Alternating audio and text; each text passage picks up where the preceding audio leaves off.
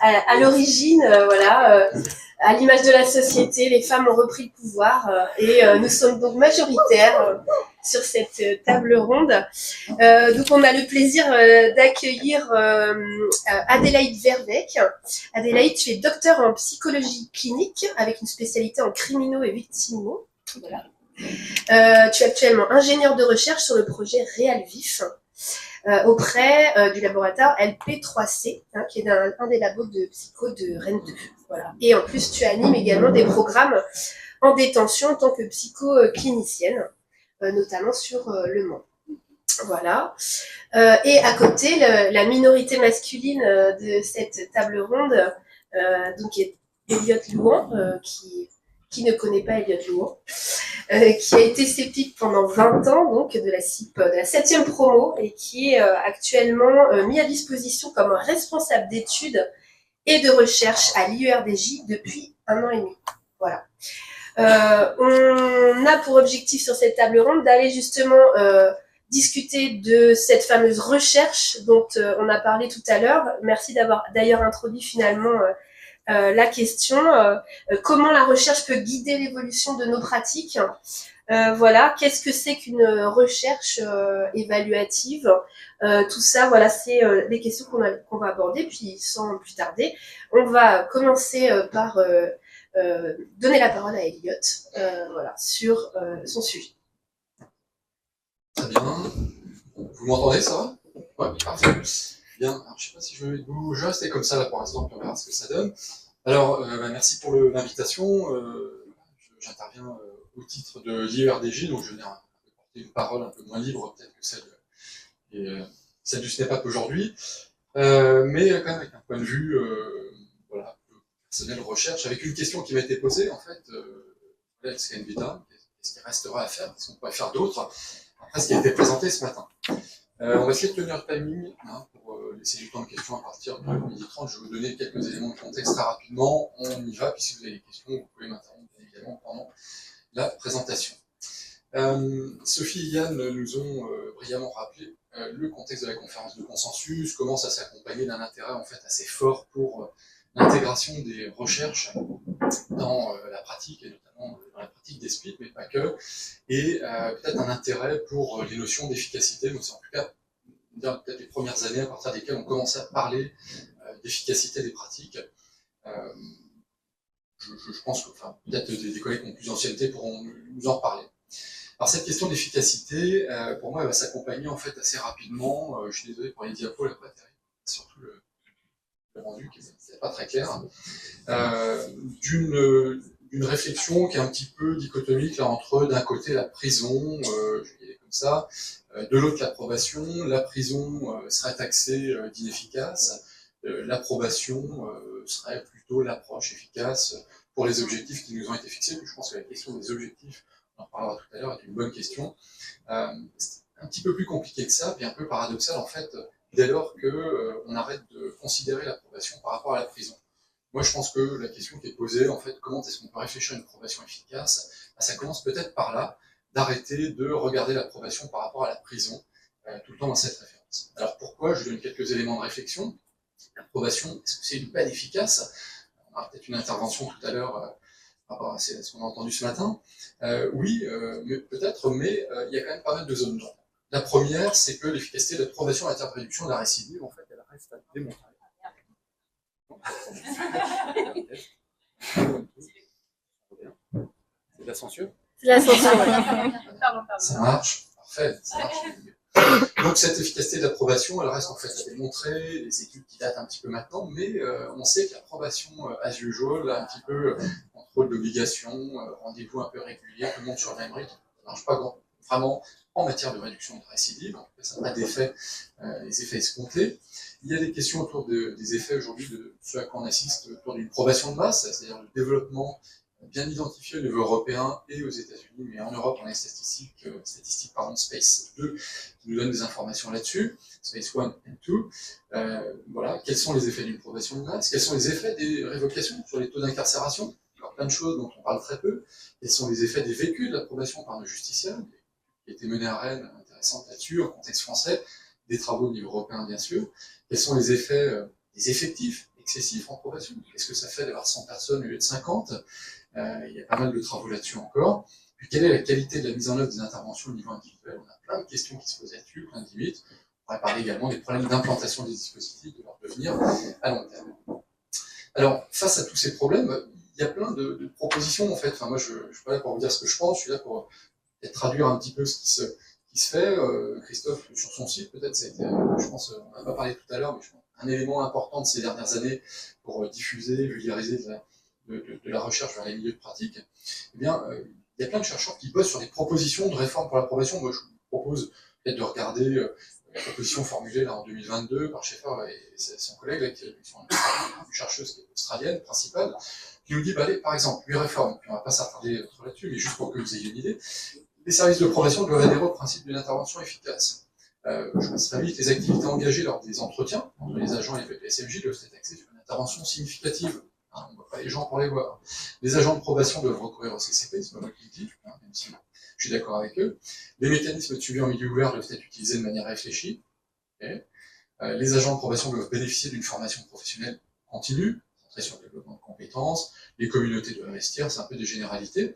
Les réformes en matière de peine, ça a été évoqué ce matin, doivent être engagées afin de réduire les effectifs des services de probation. Quand on parle des effectifs, c'est les personnes suivies, hein, pas le nombre de personnel. Et puis, c'est peut-être moins plaisant pour les cadres, mais les services pénitentiaires doivent être responsables de leurs résultats. Ça sont des réflexions qui sont formulées par des chercheurs, il y en a d'autres, des listes comme ça à n'en plus finir. D'où viennent ces suggestions, ces propositions, puis qu'est-ce qu'elles nous disent? Bah, en fait, je pense qu'on est dans la continuité de ce qui a été dit ce matin. Ces propositions de réforme, en fait, elles viennent des connaissances issues de la recherche. Elles viennent de la même logique qui a été on a voulu installer avec la conférence de consensus, qui était de finalement créer plus de ponts entre la recherche et les pratiques.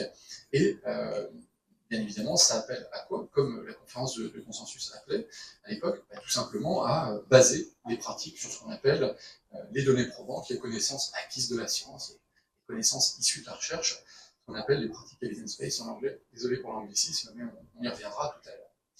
Alors, moi, j'axe cette présentation vraiment sur peut-être un objectif un peu général, mais à mon avis essentiel. L'éparpillement peut-être des pratiques, le manque d'homogénéité des pratiques, les différences entre départements, entre régions, appellent, de mon point de vue, à introduire ou réintroduire en fait la notion de pratique evidence-based. C'est trop long à traduire en français, chaque fois on parlera de pratique EBP, mais finalement d'une pratique fondée sur les données issues de la recherche. On verra les problèmes que ça pose contexte culturel après. Alors les pratiques evidence-based en probation, comment on peut les comprendre? Bah, je prends une définition de Kengele, CCA Kengele en 2015. Il nous dit toute pratique ou intervention dont l'efficacité pour atteindre l'objectif fixé est étayée par une recherche empirique, d'un type ou d'un autre, en opposition au recours à des intuitions, ou à des suppositions sur ce qui marche. Voilà ce que nous dit Kengele. Le modèle evidence-based est issu, bien sûr, du modèle evidence-based en médecine. Hein, aujourd'hui, nos médecins, en tout cas en partie en France, font reposer leurs pratiques sur des connaissances issues de la recherche médicale. C'est un modèle qui, en théorie, est apolitique. Et là, c'est Faye Taxman, que Charlotte connaît bien, qui nous dit ça. Les décisions sur ce qui fonctionne ou pas, ce qui fonctionne, ne sont pas guidées par des orientations philosophiques, des pratiques historiques des politiques, des préférences du personnel ou des préférences managériales. Au contraire, le cadre BP met l'accent sur l'efficacité qui est définie comme la mesure par laquelle l'amélioration surpasse les pratiques existantes. On va apporter un peu de modération à ce corpus des pratiques evidence-based, mais c'est en tout cas un paradigme qui fournit un cadre pour préserver une certaine objectivité, pourrait-on dire, et qui évalue ce qui est utile dans le monde réel par le biais d'études scientifiques. Quels sont les ingrédients d'une EBP pour comprendre à quoi correspond une pratique evidence-based? Toujours les mêmes, Taxman, Belenko, décidément les mêmes personnes, un des congrès mondiaux de l'approbation. Finalement, la recherche, voilà ce que nous disent les chercheurs qui bossent sur ces questions-là depuis maintenant plusieurs décennies. La recherche, mais avec certaines questions. Et là, tout de suite, peut-être vous allez faire un écho avec les discussions, ça va faire écho aux discussions que vous avez eues entre vous. On a tendance, là, depuis quelques années, dans les services, à aller un peu vite sur l'intégration de la recherche dans les pratiques. On dit oui, il y a une recherche qui dit ça, et on a une recherche qui nous prouve que. Okay. Moi, par exemple, sur les effets criminogènes de la prison, beaucoup passé l'étude de Gendreau, 1999. C'est des trucs un peu plus récents, bien sûr. C'est-à-dire que finalement, il y a peut-être des effets criminogènes, puis si, il y en a, on n'en parle jamais. Donc, Taxman nous dit, en fait, c'est bien beau de faire de la recherche, mais combien d'études doivent être menées pour qu'une pratique soit déclarée, pratique evidence-based? Est-ce qu'on peut dire que toutes les pratiques sont evidence-based dès lors qu'on a une étude? Combien d'études d'un certain type de pratique d'intervention ont été menées? À quelle population? Dans quel contexte? C'est la question tout à l'heure. Est-ce que une pratique implantée dans un milieu culturel fonctionne avec un autre? Les Canadiens montrent ça depuis des années. Non, notamment avec les autochtones, ils ont des pratiques différentes. On sait qu'en Nouvelle-Calédonie, il y a effectivement un droit coutumier qui est important. Bref, donc il y a plein de questions qui se posent. Les études sont-elles d'une qualité scientifique suffisante? On en parlera tout à l'heure après. C'est un peu la même chose. Les composantes de la pratique correctement identifiées dans la pratique, c'est des questions de reproduction qui sont très importantes. La question des devis de recherche est extrêmement importante, je ne vais pas m'étendre là-dessus. On nous parle souvent du standard étalon, je crois qu'on dit ça, en matière de recherche, avec des études randomisées.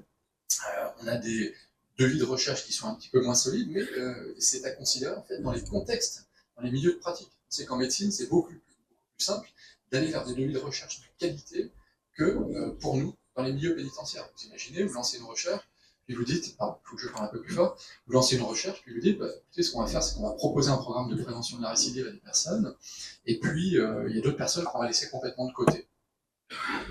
Ok. Bon, c'est un peu ce qu'on fait, je dirais, au quotidien. Okay. Mais éthiquement, quand vous proposez ça dans un projet de recherche, c'est un peu compliqué. Donc voilà, la qualité des devis de recherche, elle est à considérer en fait en fonction aussi des milieux de pratique. Je passe là-dessus rapidement. La logique pour développer des pratiques evidence-based, puis ça va peut-être apporter un peu de modération à ce qui a été dit tout à l'heure, entre on n'est pas efficace, on est efficace. Comment ça marche? Ça montre une diapo, j'ai pas francisé, je suis désolé. J'ai un institut de justice qui est un peu un organisme un peu gouvernemental là, qui travaille avec le ministère de la Justice américain, et dont le travail est de soutenir, produire des recherches, notamment dans tous les milieux de justice, notamment la façon dont ils travaillent, c'est simple, ils identifient sur des sujets donnés des études existantes. Ils vont passer en revue ces études-là, ils vont voir s'il y a suffisamment d'éléments de qualité, de robustesse méthodologique pour pouvoir en tirer des conclusions. Lorsque ce n'est pas le cas, on écarte, c'est en bas du dispositif, on va écarter ces études des étapes ultérieures. Et puis, lorsque c'est le cas, lorsqu'on identifie qu'il y a des études qui pourraient donner lieu à des pratiques evidence-based, ce qu'on va faire, c'est qu'on va approfondir un petit peu les examens, on va regarder un petit peu s'il y a des preuves qui sont apportées. Et ce que je trouve intéressant, c'est peut-être ce qu'on a en haut, il y a une très mauvais contraste, mais c'est d'être capable de dire si finalement les dispositifs qui ont été expérimentés sont des dispositifs qui sont efficaces, qui sont prometteurs, ou pas d'effet. Et puis dans certains cas, on a juste une conclusion en fait, que le dispositif est non concluant, mais on ne l'écarte pas pour autant. Il y a peut-être des adaptations nécessaires. Peut-être que c'est le public, peut-être que c'est la méthode qui a été utilisée, peut-être que c'est d'autres éléments, bref, qui jouent sur la qualité de l'étude. Qu'est-ce que ça permet de dire en tout cas? Tout simplement d'avoir une approche en disant ces interventions, c'est ce qu'on voit sur l'axe vertical, on apporte en fait une preuve d'efficacité plutôt faible à élevée, et puis preuve, en tout cas c'est la force de la preuve, pardon, et puis l'efficacité, on la voit, ce qu'on montrait avec les petites couleurs, dispositif efficace, prometteur, non concluant ou sans effet. Véritablement, je pense que c'est un élément qui nous manque fondamentalement pour guider les pratiques dans les services. Des limites aux pratiques EBP, il y en a, je vais aller très vite. Vous voyez l'apparition du Graal, le chevalier de la table ronde. En fait, quand on parle de pratique EBP, il faudrait toujours ajouter que c'est une pratique quasiment inatteignable. Ça va peut-être relaxer les collègues, Sophie en parlait, ça met trop de poids sur les collègues de terrain. Oui, parce qu'en fait, une pratique EBP, comme en médecine, c'est une pratique qu'on n'arrive quasiment jamais à répliquer dans la vraie vie. Il y a des expérimentations, et puis il y a ce qu'on fait dans la vraie vie. Vous avez tout ça dans votre service, et je n'ai pas mis la page là, dans Andrews et Bonta, mais Andrews et Bonta disaient déjà dans leur manuel qu'en fait, dès lors que vous passez d'un projet de démonstration à un projet dans le monde réel, en fait, la taille d'effet sur la réduction de la récidive, elle diminue complètement. Okay, et puis elle ne diminue pas par 1 ou 2% de points de récidive, mais vraiment davantage. On a également beaucoup de critiques qui sont adressées sur la qualité insuffisante des preuves, sur les études autour du modèle RBR, les travaux récents de Fazol et ses collègues disent en fait c'est sympa le modèle RBR, mais pas robuste. Okay. Donc on a besoin de plus de preuves, de plus d'études. On essaie, je suis obligé de citer maintenant des références sur chaque phrase, parce qu'on parle des EBP, un article hyper intéressant de Franck Porporino, qui dirige la CPA, qui nous dit, bah ouais, en fait, c'est bien sympa, là, toute votre approche evidence-based, mais en fait, on en vient à oublier un petit peu les objectifs de réintégration sociale, de soutien à la désistance. C'est pas notre cas en France, mais il faut savoir que dans certains contextes étrangers, eh bien, effectivement, il y a un focus sur la gestion du risque et quasiment que ça. Donc, je vais aller un petit peu plus vite, mais il y a vraiment ce risque, je vous inviterai un petit peu à le regarder. Alors, l'état des lieux des pratiques en France, je me suis lancé là-dessus, je me suis dit, ce matin, j'étais un peu réfléchi, je me suis dit, je suis peut-être pas au bon endroit pour présenter ça. On va voir ce que ça donne. Je me suis amusé à faire un petit tableau que je vais vous présenter, mais effectivement, on pourrait dire que l'adhésion aux pratiques basées sur les connaissances issues de la recherche est en voie d'amélioration depuis 2018 avec le RPO, mais on n'a toujours pas de recours systématique à un outil d'évaluation généraliste, la SCMI. On n'a toujours pas d'outil d'évaluation sur les risques spécifiques. On parle de formation à droite, à gauche, dans certains départements. Quand on regarde le nombre de personnes formées à des outils au niveau national, on est très peu à l'être, à la fois sur des outils généralistes et sur des outils spécifiques. C'est la statique, stable aiguë, plein d'autres choses. Pas encore de programme evidence-based évalué, implanté de manière systématique en France. On se demande pourquoi, effectivement, si on fait le choix de programmes intéressants, même prometteurs, qui apportent des preuves d'efficacité, on n'a pas fait le choix de les implanter partout. Il y a des expérimentations en cours, bien sûr, vous le savez, avec ADER, mais on en est là. Pas encore de dispositif, non plus de formation et des stratégies harmonisées, de suivi en individuel. On parlera de Changes, c'est une occasion, je ne peux pas m'en empêcher.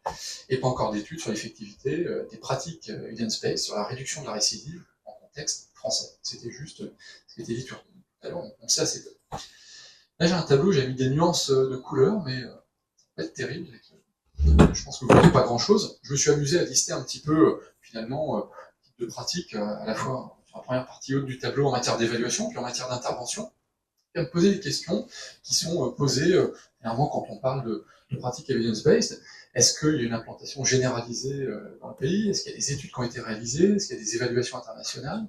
Est-ce qu'il y a des évaluations en France? Puis est-ce qu'il y a des preuves d'efficacité avec quel que soit l'objectif? Ça peut être prévention de la récidive, mais ça peut être amélioration de la réhabilitation, de la réinsertion. Okay. Ce qui est intéressant, je passe sur les couleurs deuxième version, je vous propose de regarder un petit peu. Vous pouvez regarder sur la colonne de gauche, en évaluation dans l'intervention, j'ai mis en rouge, je ne sais pas si vous voyez du lettrage rouge, peut-être qu'au fond de la salle c'est plus compliqué. Puis je vous propose d'aller dans la dernière colonne, la colonne d'épreuves. C'est intéressant de voir qu'en fait, des outils sur lesquels on a des études existantes, sur lesquels on a des preuves, qui ne sont pas d'ailleurs absolues. C'est un point important à dire, en EBP, on a, je sais pas, connaissance, peut-être c'est le cas, mais d'approche en évaluation sur l'intervention qui est totalement efficace. C'est jamais le cas, en fait. Il faut bien avoir ça à l'esprit. Et ce qui est intéressant là-dedans, c'est qu'on voit, par exemple, à la SCMI, est-ce qu'on a des preuves? Oui. Est-ce que c'est implanté en France, partout? Non. Est-ce que statique, stable, aiguë, on a des preuves d'efficacité? Est-ce que c'est mieux d'évaluer un AICS avec ces outils-là? Est-ce qu'on structure mieux l'accompagnement, la prise en charge de cette personne-là pour réduire la récidive? Oui. On a des preuves. Est-ce que c'est implanté partout en France? Non. Si on regarde sur les interventions, les interventions qui ont fait l'objet d'évaluations plus approfondies, parcours, on a une étude qui a été menée à l'ouest du Canada, le PAV, Changes, on a des preuves, ok, puis là, les preuves, on pourrait dire que j'ai les petites icônes en fait du NIG, et qu'est-ce qu'on trouve dessus? On dit, ouais, ok, c'est prometteur, c'est efficace parfois. Changes, par exemple, qui était le Styx avant, nous dit, c'est prometteur, pas toujours efficace. Dans certains contextes, elle l'est, mais pas toujours.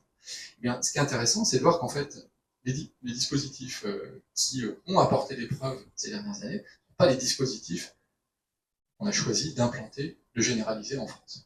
Il y a peut-être une réflexion à avoir là-dessus, à moi de vous dire quoi faire.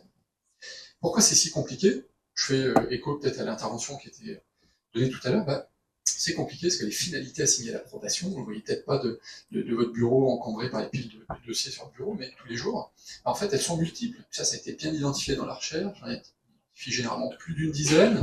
Ça peut être la réinsertion, bien sûr la protection du public, prévention de la récidive, mais c'est aussi le soutien au processus de désistement, le fait de promouvoir finalement le bien-être finalement des personnes condamnées dans un système plutôt répressif, qui broie parfois les personnes, c'est la promotion des peines et des mesures de milieu ouvert versus la prison. Enfin, il y a plein d'objectifs qui ont été identifiés, c'est pas moi qui le fais, mais les chercheurs qui ont bossé là-dessus, ils disent c'est compliqué de savoir si la probation est efficace, parce qu'il faut d'abord dire de quel objectif en probation on parle avant d'aborder ces notions d'efficacité. pense qu'il me reste pas beaucoup de temps. 7 minutes. 7 minutes, ok. Ça, je vais peut-être passer un petit peu vite. On pourrait dire que, bon, je vais quand même en parler rapidement. Ça va être important de repenser le transfert des connaissances dans les pratiques.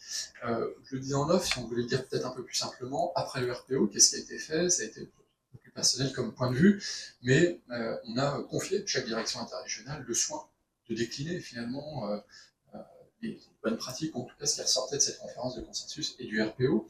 Le résultat, on le voit aujourd'hui, il y a vraiment un manque d'homogénéité en fait dans l'implantation de ces pratiques. Donc ça, il y a des techniques, il y a des méthodes pour ça. Quand on veut transférer la technologie, des nouvelles pratiques, en fait, il faut savoir de quelle technologie on parle, de quelle pratique. Il y a des techniques de transfert, bref, il y a des gens qui ont travaillé là-dessus. Il faudra être au clair sur les besoins d'administration, préparer la mise en œuvre, pérenniser les méthodes, soutenir le leadership sur les terrains, et puis mettre en place des recherches évaluatives, on en reparlera, mais je vais passer rapidement. Ce qui peut se faire à un niveau intermédiaire et plus rapide, là on parle un peu d'utopie par rapport à la mise en place des OBP, c'est déjà, par exemple, de mettre en place des dispositifs d'évaluation des programmes. Alors, c'est pas que les programmes collectifs, les interventions et les pratiques. Un peu étonné, en fait, de voir que des outils, par exemple, comme désolé pour les anglicismes, là, CPAI, est un outil, en fait, qui a été développé au milieu des années 2000, qui vise, en fait, à évaluer la qualité de l'implantation des pratiques evidence-based dans les services de probation. On nous dit, en fait, on va regarder quel type d'intervention on met en place, comment sont formés les collègues, comment sont formés les cadres, comment le soutien aux bonnes pratiques est encouragé, etc. Ce sont des outils qui existent, je crois d'ailleurs en version francophone, et on a en fait peut-être une passion pour la non-évaluation effectivement, de nos pratiques en France, là, alors qu'on a toute une série d'outils qui peuvent nous permettre de faire ça. Ça ne résout pas le problème, mais ça permet déjà d'avoir des repères un peu plus stable pour évaluer une pratique. Sur les pratiques individuelles, je ne vais pas revenir dans le détail, vous connaissez la checklist de Jersey, comment j'évalue si oui ou non je mobilise des bonnes pratiques en entretien individuel. Quand on dit bonne pratique, c'est pas une question de point de vue, c'est pratique utile pour les personnes, je le rappelle, c'est pas juste dire il y a des approbations efficaces, super, je l'ai bien fait. Non, c'est comment est-ce que ça va pouvoir être utile pour la personne, pour qu'elle modifie peut-être parfois sa façon de voir les choses, qu'elle se considère un peu autrement et qu'elle envisage une évolution un peu plus positive. Donc on a ces outils-là, la checklist de Jersey aujourd'hui, on a une utilisation qui est très restreinte dans les services, c'est compliqué, il faut le faire à deux, etc. Bref. Donc il y a pas mal de pistes de solutions là-dessus, je passerai rapidement là-dessus, on n'a pas le temps de le faire. Peut-être un dernier point pour engager une discussion après, retenir une approche BP, oui, c'est bien, mais on voit de plus en plus de papiers passer ces derniers temps sur la nécessité d'avoir une approche BP intégrative et non sélective. La tendance, peut-être par rapport à l'intégration depuis la conférence de consensus des connaissances issues de la recherche dans les pratiques, c'est un peu de choisir ce qu'on aime bien. Non, mais j'ai vu une étude passer là-dessus, et puis moi je voudrais faire ça dans mon service. Ouais. Ouais, mais en fait, est-ce que ça démontre l'efficacité, en fait, l'intervention que vous devriez mettre en place dans votre service? C'est intéressant, c'est bien, intéressant professionnellement. En fait, on ne bosse pas pour nous, on doit bosser pour qu'il y ait des effets auprès des personnes accompagnées. Et donc, peut-être qu'on pourrait, je vous donne 3 exemples très rapidement, je vais peut-être en donner que 2. Si on regarde aujourd'hui un peu les chiffres au niveau européen, je pense que c'est les stats Space 2, c'est ça. En fait, au niveau de la population pénale française, on ne parle pas des taux d'incarcération, on parle des taux de personnes suivies en milieu ouvert en France. On se rend compte qu'au niveau français, on n'est pas très bon comparé aux pays européens, la moyenne, mais on pourrait faire mieux. Si on tenait compte tout simplement de ça, qu'est-ce qu'on devrait faire? On devrait limiter le recours à l'approbation. Pas tout à fait que le débat qui est prévu cet après-midi, mais si on est un peu objectif et qu'on essaie de dire ok, moi je ne vais pas juste retenir ce qui m'intéresse dans l'approche evidence-based, on va dire non, on devrait appeler une décroissance des mesures en probation. Aujourd'hui, il y a trop de gens en probation, trop de gens qui n'ont rien à faire dans nos services. Je vous donne un deuxième exemple, grand champ de recherche là depuis quelques années, probation de dosage, je ne sais pas comment traduire ce truc-là. Probation de dosage, c'est quoi le principe de dosage probation en anglais? C'est la durée de peine ne devrait pas être guidée par des considérations punitives, mais par des besoins d'accompagnement évalués de façon individualisée. Ça nous dit quoi? La probation de dosage, je vais passer tout le texte. Depuis quelques années, on a des preuves qui nous incitent à dire qu'il faudrait réduire la durée des peines de probation. Des peines de 24 mois, des suites de 24 mois, ça sert à rien. Ça encombre les services, ça n'a pas d'effet supérieur sur la réduction de la récidive. À quoi bon avoir des peines de 24 mois? Okay. Dernier champ, dernier exemple, la formation aux compétences et techniques nécessaires en probation et la supervision clinique continue. Yann connaît très bien le truc, il est en train de former des collègues à Changes. On sait qu'avec de la formation sur certains dispositifs de suivi en entretien individuel, on obtient une amélioration des pratiques, réduction de la récidive dans certains cas, pas partout, récidive violente également. Mais on sait également que tous les dispositifs de formation, s'ils ne s'accompagnent pas d'une supervision clinique, je ne sais pas comment vous appelez ça actuellement, il y a un peu de débat sur le terme, c'est-à-dire avoir du rétexte mensuel pendant 1 an, 2 ans, pas juste on se revoit une fois tous les 6 mois, une fois à 6 mois, en fait, ça réduit les effets complètement de la formation. Donc si on tenait compte de ça, qu'est-ce qu'on devrait faire? Arrêter toutes les formations qui n'ont pas de supervision régulière après pendant une durée minimale. Typiquement. Je ne donne pas mon point de vue, je dis simplement en fait ce à quoi appellent les connaissances issues de la recherche aujourd'hui. Pas mal le niveau timing quand même. Ouais, carrément. Conclusion. Ok. En fait, mes conclusions sont un peu nulles. Je pense qu'il y en avait des meilleures ce matin dans ce que vous disiez. Peut-être rapidement, besoin d'intégrer les connaissances liées aux EBP, mais aussi aider les professionnels à comprendre la qualité des études disponibles dans la formation initiale et continue. Je pense qu'à l'ENAP, on va avoir des cours, on explique aux collègues comment lire des études scientifiques. Okay. Aujourd'hui, on sort une étude, on dit « Ah, super, ouais, mais il y a 12 participants, puis en fait, on a choisi les participants. Donc, ton étude, elle vaut rien, en fait. » Okay. Bon, mais ça, c'est ce qu'on voit aussi beaucoup dans les services. J'ai lu un truc de 1982. Ouais, il faut peut-être l'actualiser. Donc ça, c'est important de savoir lire. Peut-être il y a moyen de former les collègues là-dessus.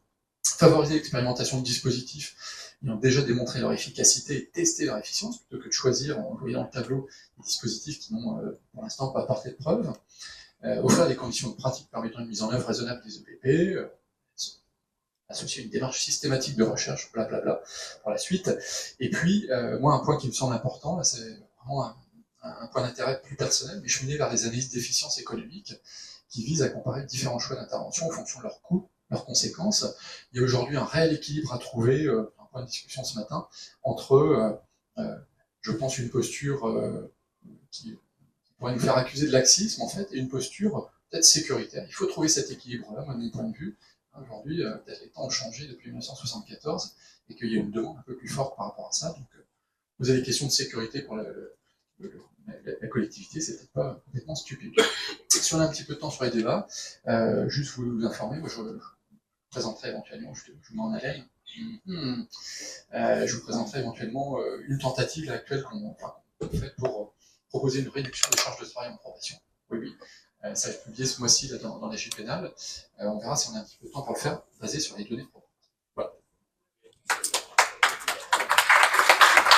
Merci Elliot. Donc les EBP n'ont plus de secret pour nous désormais. Merci des pistes que tu nous donnes pour justement un peu construire notre pensée autour de la question de la peine de probation. On voit l'importance de la question de l'évaluation des pratiques. J'ai retenu le CPAI là. La durée de la peine selon les besoins criminogènes, c'est quelque chose qui nous parle aussi. Et puis surtout, tu nous dis apprendre à lire les recherches. Ça tombe bien, c'est un peu le lien qu'on va faire avec l'intervention d'Adélaïde Béret, qui va nous expliquer un petit peu comment on fait pour construire des protocoles de recherche et justement nous donner peut-être quelques clés pour apprendre à lire, un petit peu tout ça. Je te passe la parole. Merci. Vous m'entendez bien? Ok, parfait. Tout d'abord, je remercie bien évidemment les organisateurs et organisatrices de l'invitation à ce colloque. Et je vais, dans le temps qui m'est imparti, tâcher de vous parler de la question de l'évaluation et peut-être plus particulièrement de la recherche évaluative. À mon sens et en avant-propos, la recherche évaluative est vraiment à envisager comme au service de la pratique, dans la mesure où en fait elle va viser dans son application à tirer des enseignements de la pratique pour par la suite servir le terrain. Ceci étant dit, je vais donc vous parler des 3 grands aspects de la recherche évaluative. La première, ça va être la question de la construction du protocole, donc comment en tant que chercheur on construit un protocole de recherche. On passera après à la question des implications et puis je terminerai avec une ou deux petites perspectives pour ouvrir aussi les questions et le débat.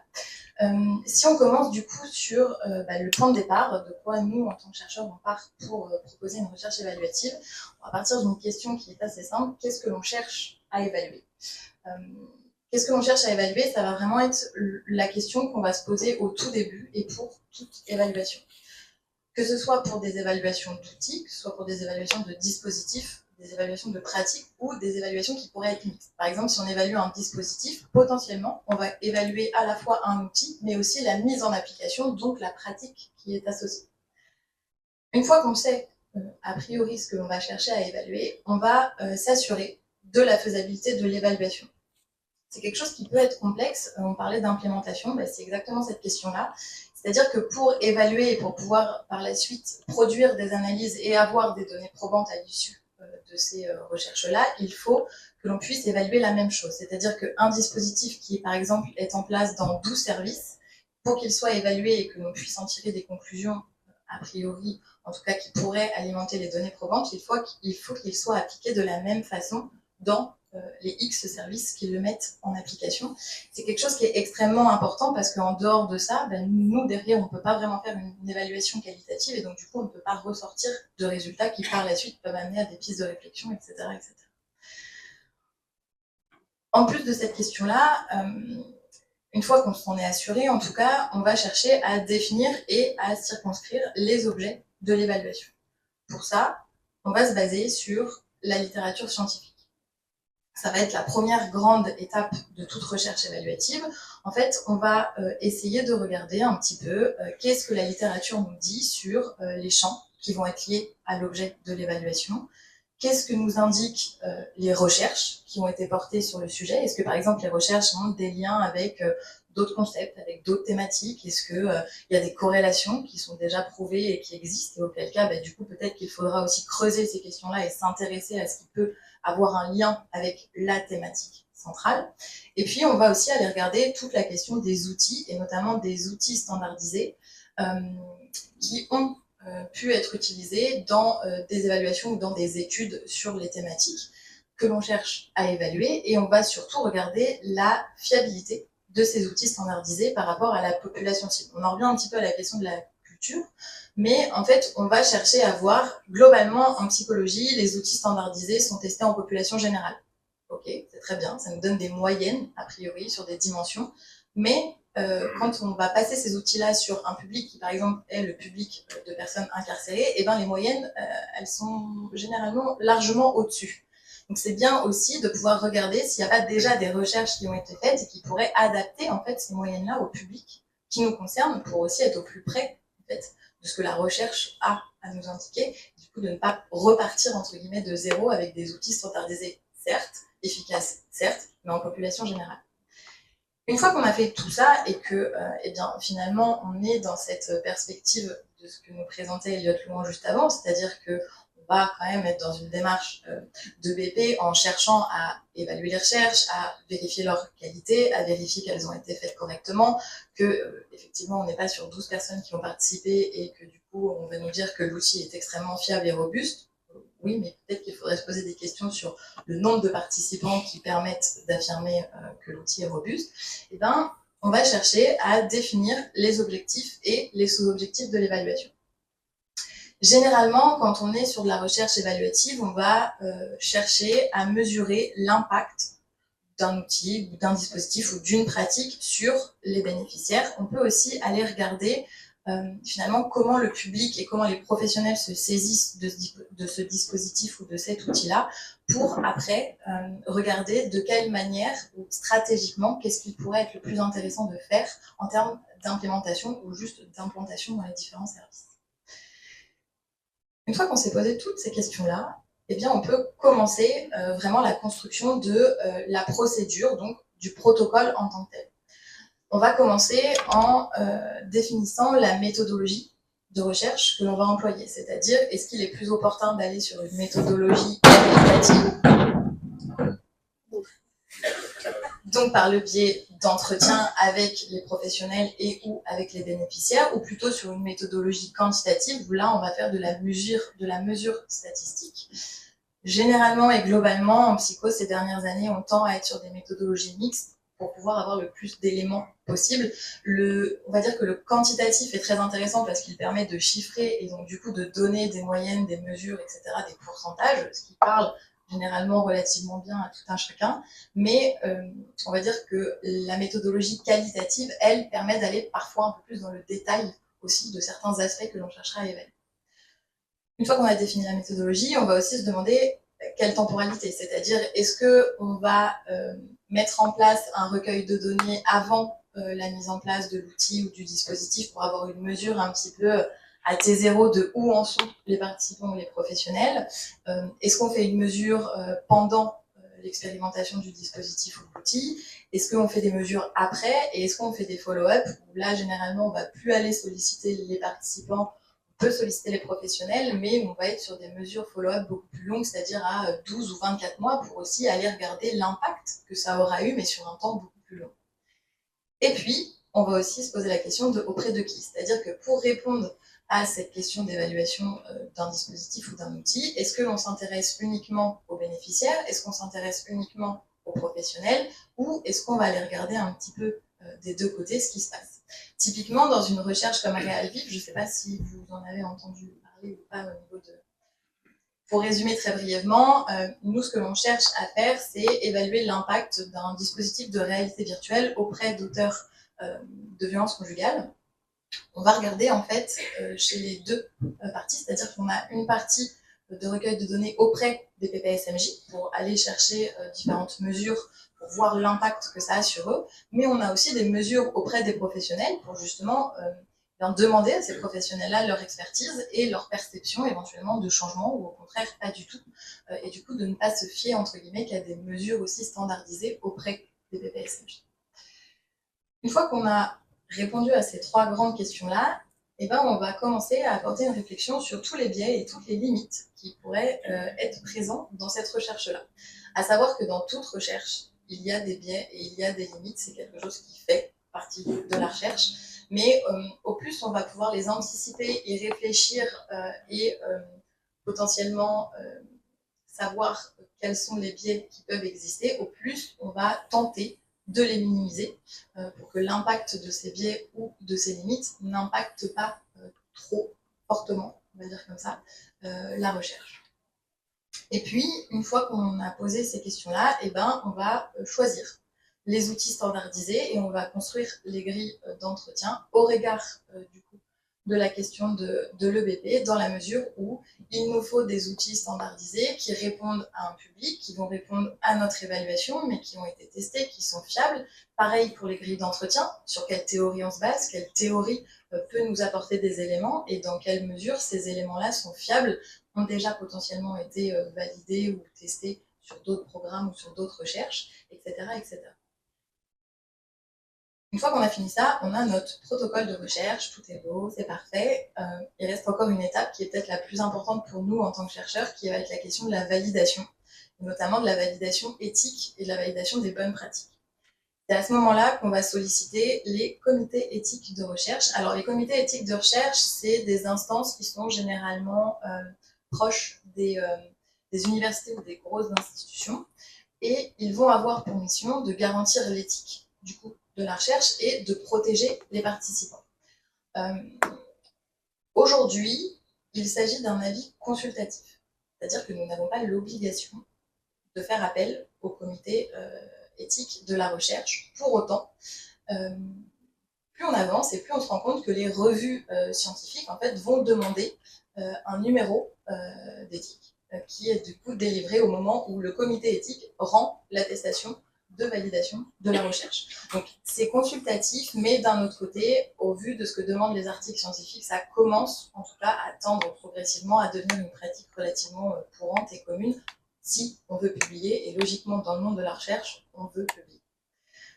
Ce qu'il faut aussi savoir, c'est que du coup, les recherches en psychologie, elles sont régies par le code d'éthique des chercheurs et qu'aujourd'hui, c'est aussi des choses qui sont amenées dans la formation des chercheurs, parce qu'on a une formation obligatoire à l'éthique au cours de la thèse. Et puis, depuis, alors c'est quand même encore assez récent, mais en tant que psychologue, on prête serment maintenant. Au moment de la soutenance, on prête serment justement à respecter une éthique, à respecter une bonne pratique et à être en capacité de faire de la recherche, entre guillemets, correctement, pour le dire dans les grandes lignes. Je vous disais donc qu'on est régi par le code d'éthique des chercheurs et que du coup ça implique que toute recherche évaluative en psychologie doit garantir un certain nombre de choses, notamment la question du respect des droits fondamentaux de la personne, ça paraît assez évident comme ça, mais il peut arriver que dans certaines recherches, et ben, en fait, ce soit plus complexe que ça, notamment dans les recherches médicales. Alors en psycho, ça ne nous concerne pas toujours, mais on doit pouvoir garantir que la santé, la dignité, l'intégrité et la vie privée de la personne vont être respectées, et surtout que son bien-être ne passera en aucun cas avant la recherche. Ça paraît assez simple, effectivement, mais c'est quelque chose qui doit transparaître, en tout cas nous, dans nos protocoles.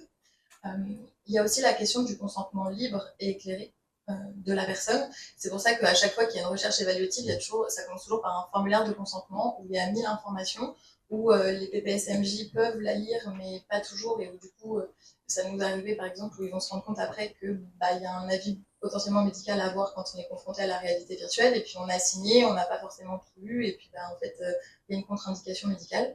Donc ça, c'est un document, je vous le dis peut-être là un peu entre guillemets en off, mais si vous avez des recherches dans votre service, qui est extrêmement important à reprendre avec la PPSMJ aussi, parce que c'est finalement l'ensemble de ces droits qui sont écrits, notés et réunis sur ce document-là avant qu'ils ne consentent à participer. Et puis il y a la question du respect de la vie privée, ce qui fait que en tant que chercheur, quand on intervient sur des sites, on a un secret professionnel qui s'applique, qui fait qu'on ne peut pas révéler un certain nombre d'informations, même si on travaille en pluridisciplinaire, même si on vient sur vos sites, on peut souvent pas du tout rapporter en fait les propos qui ont été tenus par la personne lors des entretiens. C'est pas forcément qu'on veut pas, parce que ça pourrait être extrêmement riche et extrêmement intéressant, on est bien d'accord, mais en fait notre code de déontologie de la recherche nous empêche de le faire, sauf bien évidemment en cas de risque majeur, typiquement un risque de sécurité au vu des établissements dans lesquels on peut intervenir, ou si on se dit que la personne est potentiellement en danger ou va se mettre en danger. Là, effectivement, ça peut, sous certains aspects, rompre du coup cette question du secret de la recherche. Je me dépêche. Du coup, après, je vais vraiment me dépêcher, je vous mets tout comme ça, on va aller un peu plus vite.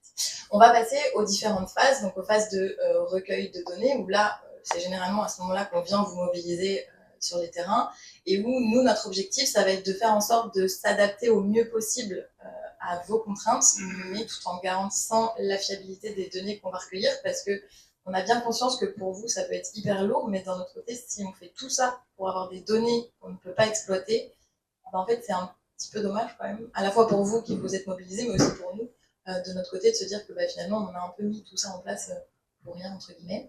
Et puis après, on va passer aux différentes phases d'analyse. Donc là, on va être sur, suivant les objectifs visés, quel type d'analyse on fait, est-ce qu'on est plutôt sur quelque chose d'exploratoire, est-ce qu'on est plutôt sur quelque chose de comparatif, etc. Et puis, du coup, quel type d'analyse en fonction des méthodologies qu'on a choisies, est-ce qu'on est sur de l'analyse de contenu, de l'analyse thématique, ou sur quelque chose d'extrêmement statistique. Et vient après la phase de rendu des conclusions au regard des objectifs, bien évidemment, et souvent, en tout cas on tend de plus en plus, aussi à aller sur des propositions de préconisation, pour le dire, en tout cas moi, de la façon dont je l'envisage, c'est-à-dire on part du terrain pour proposer des choses pour le terrain, en tout cas c'est l'idée, et c'est surtout l'idée avec ces propositions-là de préconisation. Si on s'intéresse à la question des limites et des bénéfices qu'il peut y avoir dans la question de la recherche évaluative, et dans les limites, il y a la question de la lourdeur des outils standardisés au regard des objectifs qu'on choisit. Alors effectivement, pour garantir la fiabilité des résultats, on est, entre guillemets, quelque part obligé de passer par des outils standardisés, mais qui peuvent être extrêmement longs, qui peuvent être extrêmement complexes, qui peuvent être aussi relativement répétitifs, et qui peuvent conduire à une démobilisation des PPSMJ, ce qui peut demander en fait plus de travail aux professionnels qui vont devoir potentiellement remobiliser derrière les PPSMJ pour la recherche, continuer à maintenir le lien pour qu'elles continuent à participer, qu'on ait bien les données, etc. etc. En deuxième limite, on peut aussi observer la question du fait que c'est extrêmement chronophage pour le terrain.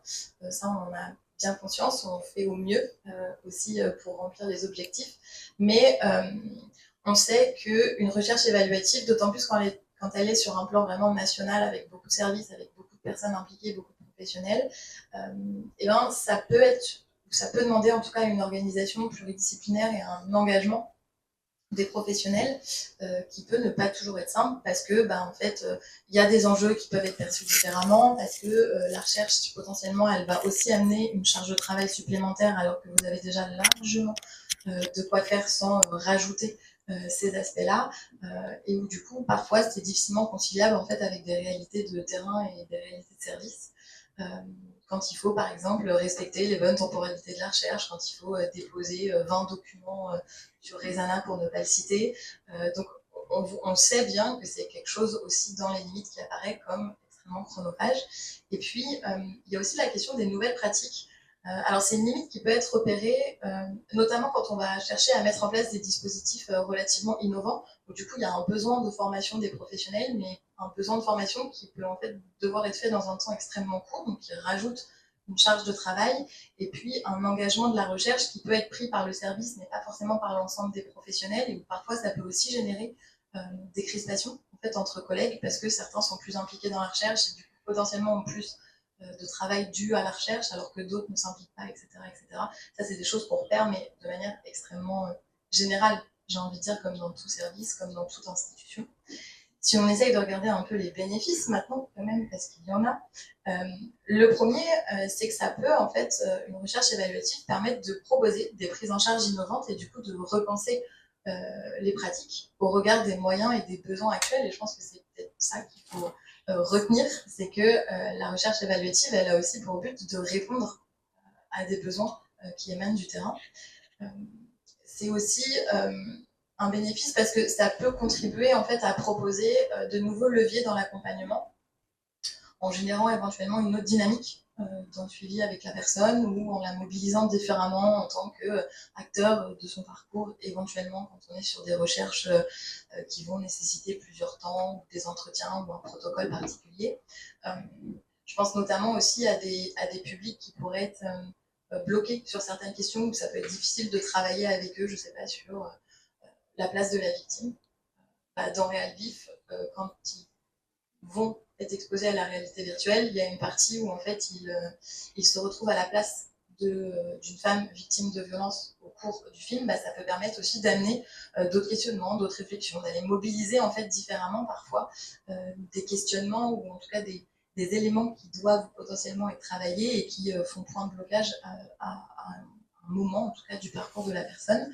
Et puis surtout le bénéfice, c'est que ça permet aussi d'avoir des outils, des dispositifs, des pratiques qui sont validées scientifiquement et ou qui peuvent permettre d'aider à améliorer les modalités de prise en charge proposées et qui du coup contribuent nécessairement à la connaissance et à l'evidence-based practice. Pour terminer, et du coup je devrais être à peu près dans les temps, elle est très très courte. En fait, si on regarde la question des perspectives, on pourrait presque imaginer que l'évaluation fasse partie intégrante de la pratique dans une visée d'évolution de celle-ci, et dans la mesure où plus elle sera mise en place et potentiellement moins elle serait coûteuse parce qu'elle deviendrait quelque chose d'habituel aussi, et donc il y aurait des réflexes professionnels qui pourraient se prendre à cet égard-là. Et où du coup, elle pourrait du coup être mobilisée de façon peut-être plus systématique, finalement un peu comme un outil qui aurait pour objectif de valider et ou d'aider à améliorer des dispositifs qui sont soit déjà existants, soit qui seraient nouveaux, outils qui du coup seraient soutenus par une démarche scientifique efficiente, bien évidemment, c'est l'idée. Ce qui m'amène finalement à vous proposer un petit peu cette question-là, de se dire, est-ce qu'on pourrait pas se questionner sur la perspective d'une évaluation comme un outil à part entière d'une pratique basée sur les données probantes et qui vise l'évolution et ou l'amélioration des pratiques professionnelles au service d'une peine de probation efficace. Je vous remercie pour votre attention. Alors merci à tous les deux. Juste avant de passer aux questions, je profite d'avoir le micro, puisque c'était convenu avec les intervenants, juste pour vous parler en 3 secondes de la recherche qu'on est en train de mener au SPIP de Brest sur le programme Reflecto. Donc à Brest, on a une super équipe de foot, vous êtes au courant. Mais on a aussi du coup des chercheurs qu'on est allés, et ça rejoint un peu ce qui a été dit avant, c'est-à-dire que les recherches, elles peuvent aussi ne pas arriver de tout en haut. Vous pouvez, vous, sur les terrains, aller ouvrir la porte de la fac d'à côté de chez vous, d'aller dire, voilà, nous, on a un truc là dans le service qu'on fait depuis 4 ans. On voudrait qu'il y ait des gens qui viennent voir si ça sert à quelque chose. Et c'est ce qu'on a fait. Nous, à Brest, on est parti à la fac de Brest, on a tapé à la porte. Il y a un chercheur qui nous a dit, pourquoi pas. Et on a déjà 200, 250 personnes qui ont fait ce programme depuis déjà 3 ans. Est-ce que vous pouvez, on a gardé les noms de tous ces gens. Est-ce que vous pouvez venir voir un peu ce qui se passe? Puis il y a d'autres chercheurs qui ont entendu parler. On dit, bah, nous aussi, on est intéressés. Donc l'avantage, c'est qu'on a du coup 2 universités qui sont maintenant, qui nous ont proposé un protocole de recherche pour aller voir si éventuellement, mais on est humble, le fait de participer à ce petit programme, ça joue sur la récidive, mais on sait bien que c'est pas avec 12 heures généralement qu'on a un impact, mais à minima, est-ce que ça joue sur la réceptivité des personnes, puisque le ressenti des collègues, c'était quand les personnes ont fait le programme, on sent qu'ils se sont mis au travail, que la perspective d'un suivi est complètement différente. Et donc on a un protocole de recherche désormais sur 3 ans qui évalue toutes les personnes qui ont déjà participé et aussi qui évalue la réceptivité de toutes les personnes qui participent, puisqu'on a à peu près une quinzaine de programmes par an dans le Finistère qui se déroulent, donc ça fait quand même un petit nombre de personnes. Voilà. On sait qu'on sera peut-être les martyrs de la France, on nous dira peut-être que ça sert à rien notre truc, mais c'est pas grave parce qu'on aura accumulé de la donnée. En fait, c'est ça l'idée de notre démarche, c'est accumuler des données françaises pour pouvoir à un moment, voilà, ensuite s'en servir pour faire évoluer les pratiques. Y a-t-il des questions?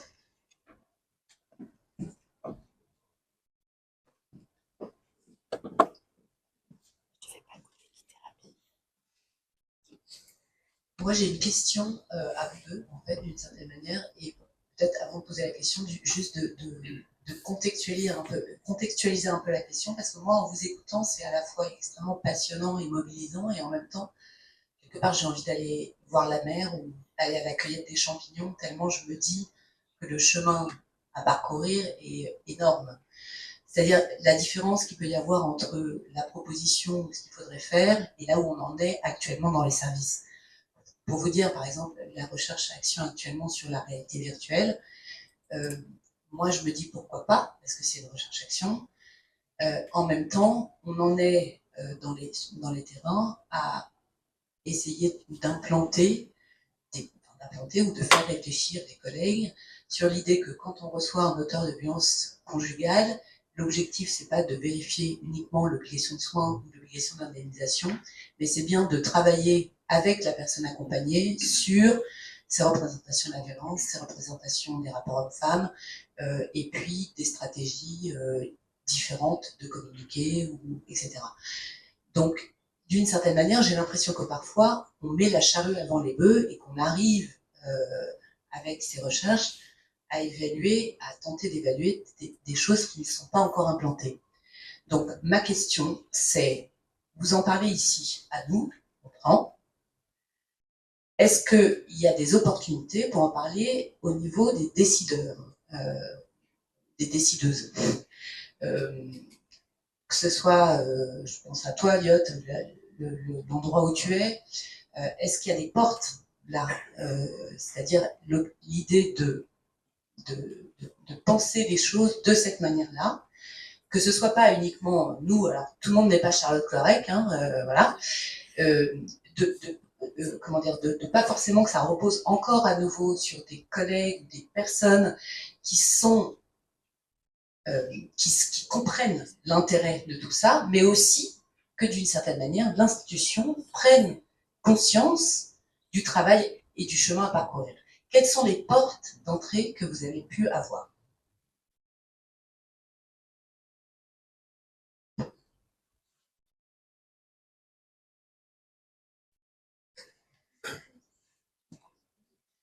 Je vais tenter de répondre juste à mon niveau. Je pense qu'actuellement, il y a effectivement Charlotte Clorec qui propose et qui va taper à la porte de l'université d'à côté pour qu'il y ait une évaluation de ce qui est proposé. Il y a aussi en parallèle plusieurs marchés publics qui ont été ouverts par la DAB, justement. Réel Vif en fait partie, ADER en fait partie. J'ai bon espoir, mais parfois je suis un peu utopiste, mais j'ai bon espoir que on commence malgré tout à mettre un pied en fait dans l'engrenage, de se dire bon, la DAB ouvre des marchés, il y a des équipes de recherche qui y répondent, ça amène à des constats, ça amène à proposer des choses, à réévaluer, à penser parfois les choses un peu différemment, que ce soit sur des outils effectivement innovants, mais pour moi c'est un peu mettre le pied dans la porte et du coup, potentiellement, après, que la porte puisse s'ouvrir un peu plus. Et évidemment que ça va prendre du temps. La recherche, ça fait longtemps que ça existe et ça fait pas si longtemps que ça qu'on voit qu'elle commence à devenir, entre guillemets, de plus en plus appliquée au terrain aussi avec des recherches-actions. Effectivement, en France, peut-être qu'on n'est pas allé aussi vite que dans certains autres pays. Pour autant, moi, j'ai un peu cet espoir, en tout cas, de dire, bon, bah, ok, là, il y a des marchés publics qui s'ouvrent, il y a des recherches qui sont faites, potentiellement que, au plus on va aller aussi sur des choses, comme je le disais, un peu d'habituel, et de se dire que, bah, voilà, il y a des recherches, on propose des nouveaux dispositifs et, entre guillemets, on arrête un petit peu de tester et puis après d'essayer de regarder les résultats qu'il y a, mais de tout faire potentiellement en parallèle. Je me dis que c'est potentiellement une première démarche pour. Ça ne se fera pas du jour au lendemain. Ça, par contre, je pense qu'on est tous au fait de cette question-là. Mais en tout cas, j'ai quand même bon espoir que, entre guillemets, la DAP commence à offrir de plus en plus aussi cette perspective-là au sein des différents pays, au sein des différents services, et que ça pourrait aussi se coupler effectivement de services qui auraient cette envie à un instant T de faire évaluer un programme qu'ils ont déjà mis en place, qu'ils ont un peu réaménagé et d'aller regarder ce qui se passe, quoi. Je pense que les deux versants sont pas du tout contradictoires et sont même largement complémentaires.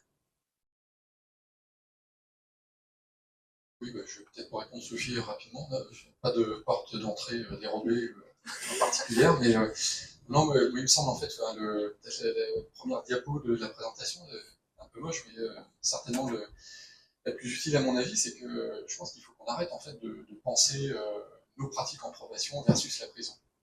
Ça en fait, je pense qu'on est juste en train de faire le jeu d'un discours où c'est des approches pas efficaces, la prison, et des approches efficaces, la probation.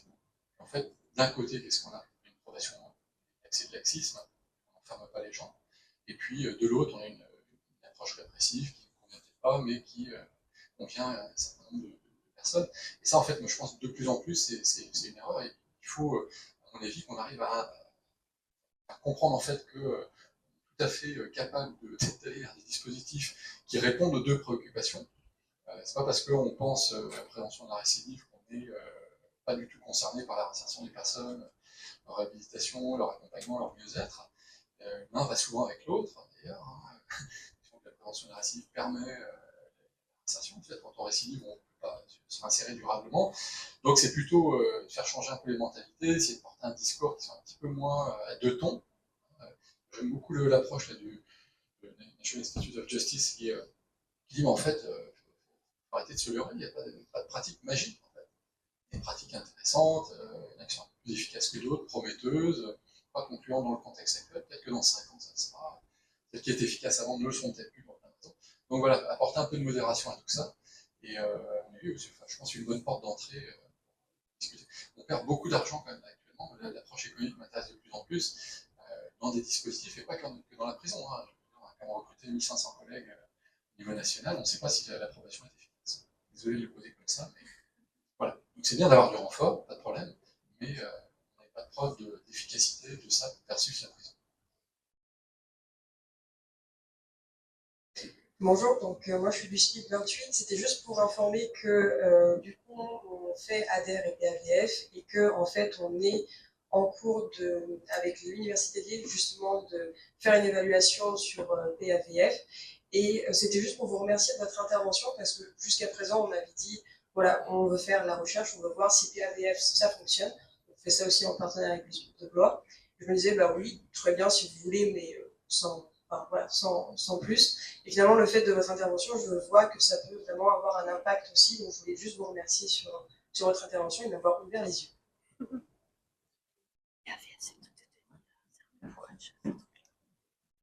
Une collègue pose la question de savoir si la mission expertise et valorisation aujourd'hui dirigée par Guillaume Arandel pourrait piloter une mission de recherche-action sur les pratiques de probation.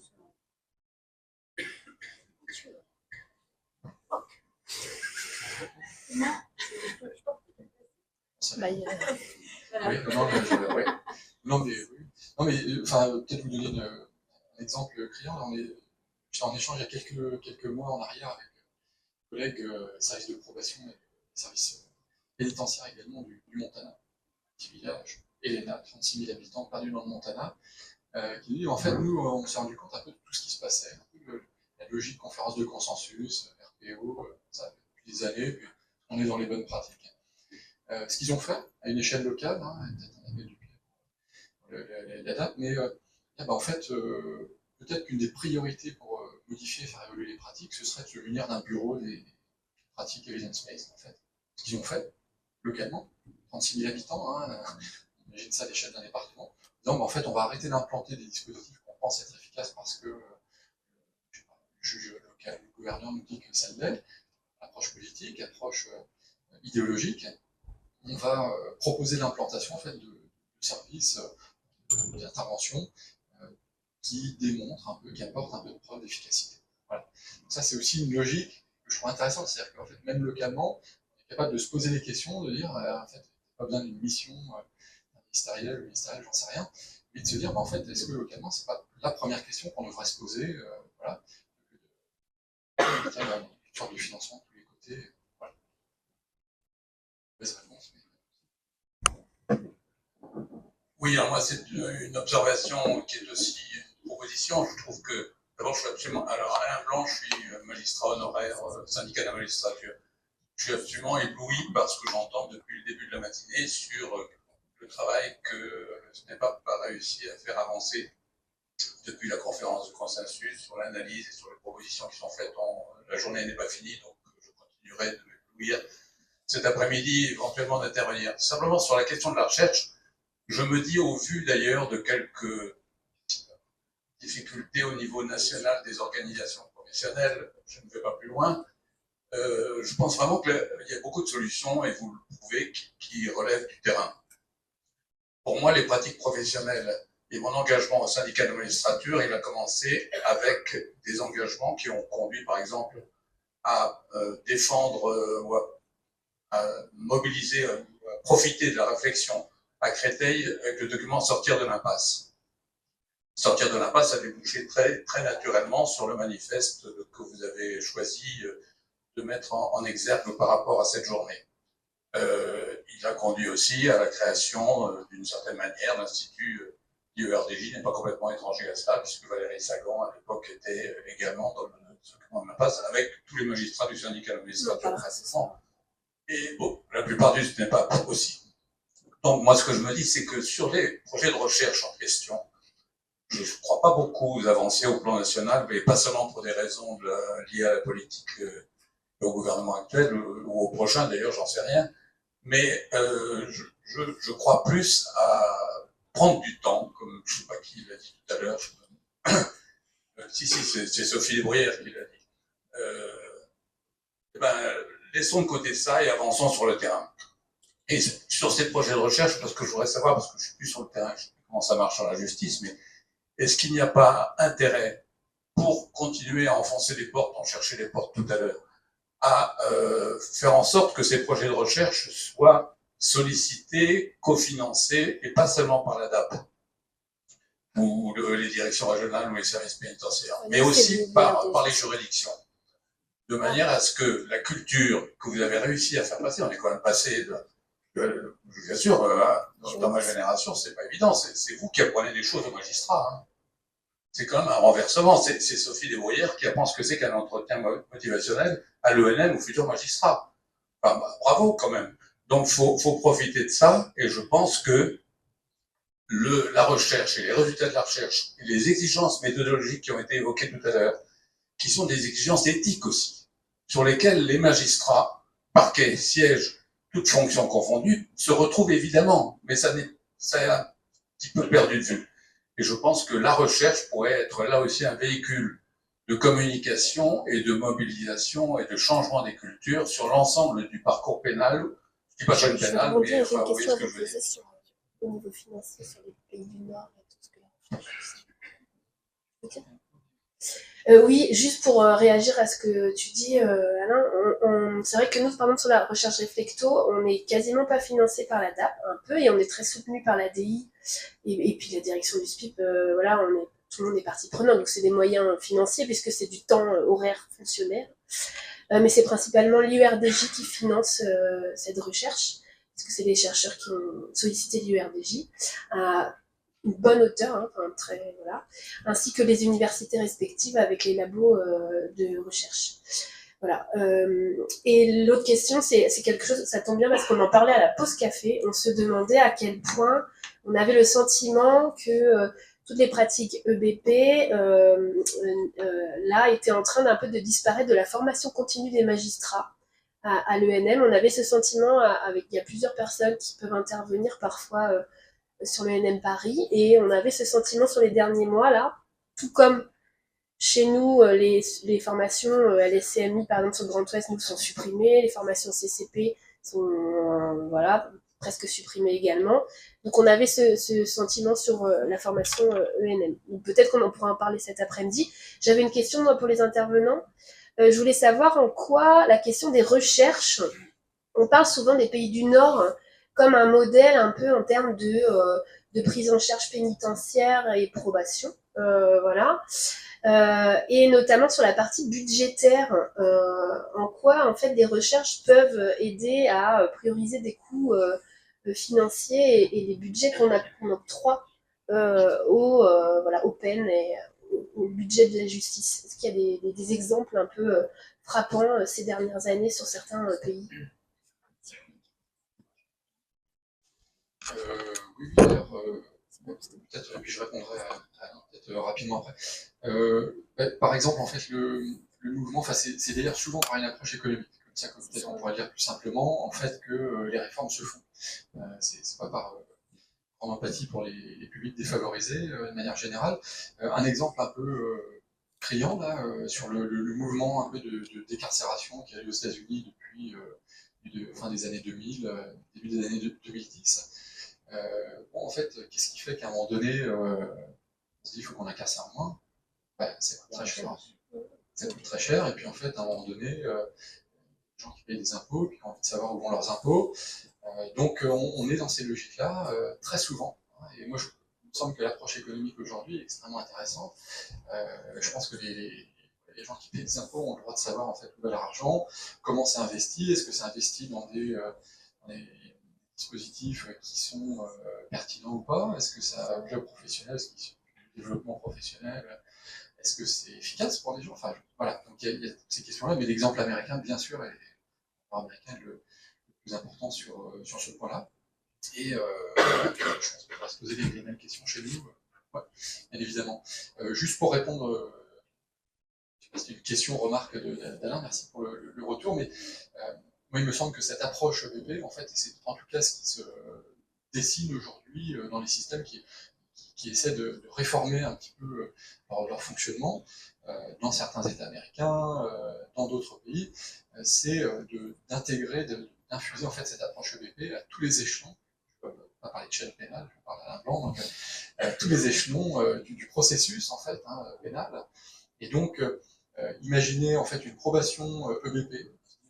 Rendez-vous là dans quelques années, on se dit ok super, on met en place des dispositifs vraiment pertinents, démontrer leur efficacité, c'est intéressant, mais en fait si les magistrats en amont et parfois en aval d'ailleurs n'ont pas d'approche EBP, en fait on ne va pas aller bien loin. Et ce qui fonctionne bien, je vois sur la réduction des charges de travail et la réduction du nombre de personnes en probation ces dernières années dans certains pays, pays où on a fermé les prisons, etc., c'est l'intégration des EBP, notamment au stade pré-sententiel, quand même le grand oublié de nos débats français, puisque c'est cette guerre, en sorte un peu des approches à deux tons, associatif versus CISPIP, c'est le grand oublié. On sait que les différences de pratique, c'est un peu mieux, pas absolu, mais les différences de pratique en pré-sententiel, elles sont énormes en termes de surpopulation carcérale, en termes d'orientation vers les services de probation, etc., etc.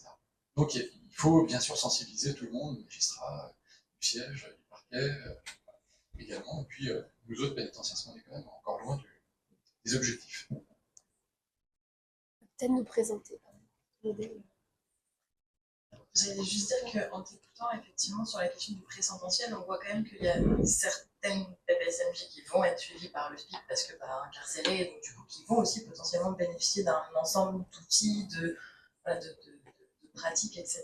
Et puis d'autres qui sont suivis à l'extérieur et pas du tout par, entre guillemets, l'institution pénitentiaire avec, du coup, une variabilité relativement énorme, mais qui a, je pense, jamais été évaluée, mais qui peut aussi avoir un impact sur la suite, en fait, de l'approbation.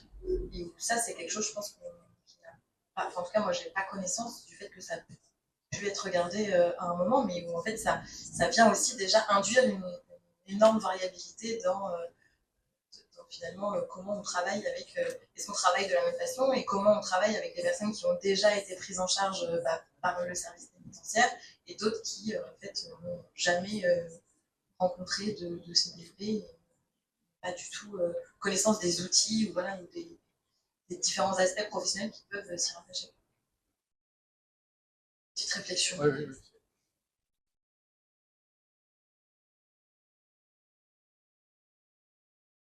Il y a encore le temps pour une question.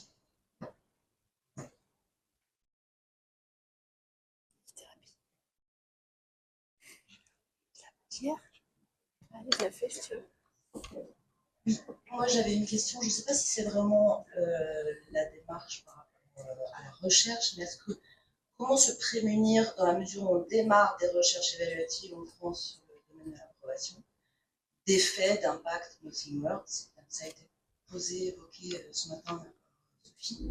Autant c'est une voie évidemment à laquelle on adhère tous. Dans la mesure où les moyens n'ont absolument pas été donnés aux services, justement, c'est aussi ce qui a été dit ce matin, pour le déploiement, l'implantation du RPO1, donc sans parler de pratiques efficaces, etc.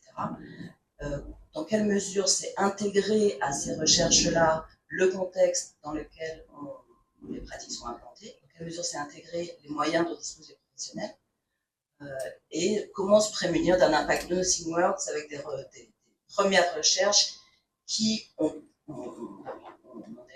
voilà, c'est très probable que sur des programmes très courts, par exemple, là, on a des effets mineurs, en tout cas sur la récidive. C'est une question de Sarah Dindo. Oui, une réponse très rapide. En fait, de mon point de vue, l'entrée pour éviter de se tirer une balle dans le pied, ce serait quand même de commencer par faire les choix d'implantation de dispositifs qui ont déjà démontré un début de preuve, quand j'ai démontré l'intérêt, puis pas nécessairement de passer son temps à essayer d'en créer de nouveaux, puis d'en rajouter, surajouter, en fait, d'évaluer ces programmes-là. Je pense que déjà, on réduit, enfin, on le trompe peut-être, mais les chances de ne pas avoir d'effet. Et puis, peut-être de sortir aussi d'un discours un peu, tout le temps là-dessus, désolé, mais à deux tons. Les recherches sont suffisamment précautionneuses, généralement, pour expliquer le contexte dans lequel il y a des effets ou il n'y en a pas, les raisons de ces effets, de cette absence d'effet. Je pense que généralement, et même les recherches qui ne plaisent pas personnellement, peuvent être hyper précautionneuses et hyper pointues là-dessus. Et peut-être qu'il y a aussi un peu de pédagogie à faire au niveau de l'administration pour passer d'une approche je jette ce dispositif à la poubelle, je passe à un autre, essayer de voir ce qui a été donné. Je ne suis pas tout à fait d'accord sur le fait qu'on n'a pas eu trop de moyens dans les services, il y a eu une avancée très nette. Je prends un exemple sur la direction interrégionale où j'étais auparavant, plus de 160 personnes formées au programme Parcours, sur 400 agents, c'est quand même beaucoup, sur quelques années, pas de suivi, pas d'accompagnement, on ne se soucie pas de savoir qui met en place. Vous avez été formé, vous ne mettez pas en place, c'est pas grave. En fait, il y a un vrai problème quand même d'accompagnement là-dessus. Aujourd'hui, est-ce qu'on ne devrait pas se lancer dans des approches comme ça, un peu plus structurées sur l'implantation des dispositifs? On forme des gens, on ne leur demande pas d'implanter derrière. Voilà. Mais je pense qu'il y a, enfin voilà, on peut trouver un terrain de modération. L'effet nothing works, c'est un peu la lutte contre le discours politique, mais le discours politique, il est alimenté par l'absence de connaissances établies. C'est un peu, voilà. Donc, sans production de recherche, on va contre un discours qui veut aller dans une direction. Je vais prendre un exemple, si on peut mettre le feu, peut-être, même avant la pause déjeuner. Les peines planchées. Les peines planchées, c'est grand diable, un certain gouvernement. Voilà, une étude qui a été publiée il n'y a pas très longtemps, qui est les peines planchées, qui a quand même eu des effets. On sait de quel ordre sont ces effets sur la prévention de la récidive, pour plein de raisons, hein, puis on n'a pas le temps de rentrer dans le détail. Bon, des effets qui sont mineurs. On regarde les résultats du modèle RBR dans la vraie vie. On est loin des résultats du dispositif peine planchée qui a été implanté en France en 2017. Pas très loin. Donc, des questions à se poser. Hein, et puis là, c'est un peu ce à quoi j'ai appelé tout à l'heure, c'est de sortir son idéologie et de se dire, ok, je ne vais pas prendre le dispositif parce que ça me plaît, mais si à un moment donné, voilà, il y a plein de limites dans l'étude sur les peines planchers, qui dit qu'en fait, si on peut les mettre en place à l'échelle nationale, ça coûterait des milliards, que c'est juste impossible. Ça sont des précautions. Voilà. Et sur le fond, si on s'arrête juste au résultat, on dit ah ok, pourquoi pas. Et sur les courtes peines d'incarcération, puisqu'on a le débat. Pardon. On a juste une question. Ok. Voilà. Quel est votre... Pour parler des choses. Juste un petit retour sur quel est votre regard mené par les actions collectives, donc réalisées par les CEPI, au regard des obligations de stage de sensibilisation, des stages de sensibilisation qui sont régulièrement prononcés par les juridictions. Efficacité, opportunité, voilà. Un petit retour rapide, il nous reste 2 minutes. 22 minutes. Alors, en fait, sans se lancer dans un débat d'intérêt personnel, ce qui n'est pas l'idée, on a bien compris, il y a pas mal de recommandations, on va dire, certainement mieux que rien, mais il y a pas mal de recommandations aujourd'hui sur les durées d'exposition des personnes qui ont des difficultés spécifiques, agression sexuelle, violence conjugale, pour espérer des changements, des évolutions. Bien évidemment, on est un peu loin du compte des recommandations. Souvent, là, pour des gens très impliqués dans un certain type de délinquance, je crois que les dernières recommandations étaient sur 100, 200, 300 heures d'exposition à des contenus structurés. Donc c'est vrai que le stage de 2 jours, 2 fois 6 heures avec un pompier, le maire, je caricature un peu, bien évidemment, mais on est certainement un peu loin du compte. Pour autant, peut-être qu'il y a d'autres effets, puis c'est pour ça que ce serait un peu stupide de dire « prévention de la récidive, ça marche pas ». Peut-être que ce qu'on pourrait simplement faire, c'est arrêter de présenter des dispositifs avec des finalités qu'on sait ne pas pouvoir atteindre. 12 heures pour réduire la récidive, non, enfin, sauf si une énorme baguette magique, là, non, ça marche pas. En revanche, peut-être que pour une prise de conscience ou améliorer la réceptivité, ça fonctionne, mais c'est peut-être ce qu'il faut éviter, c'est de vendre le produit avec un objectif jamais atteint. Merci beaucoup pour cette table ronde tout aussi passionnante que la première. On peut les applaudir, je ne laisse pas. On va aller déjeuner. On reprend à 14h, je ne me trompe pas. Je regarde la chef.